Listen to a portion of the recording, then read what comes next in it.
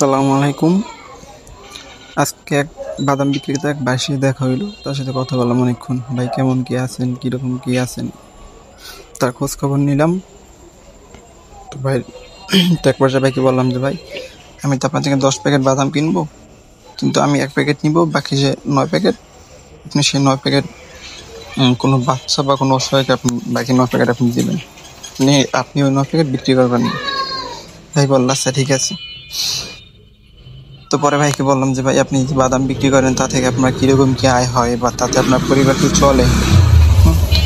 ভাই বললেন যে না, তার যে ইনকাম তা থেকে তার পরিবার আলহামদুলিল্লাহ ভালোই চলে। এখন সব থেকে বড় কথা হচ্ছে যে সৎ পথে টাকা ইনকাম করে আল্লাহ পাক তাদের বরকত দেয়। এটা এটা বাস্তব। কর্ম কর্ম সব থেকে মেইন, আর সৎ পথে কর্ম সব থেকে বড় বিষয়।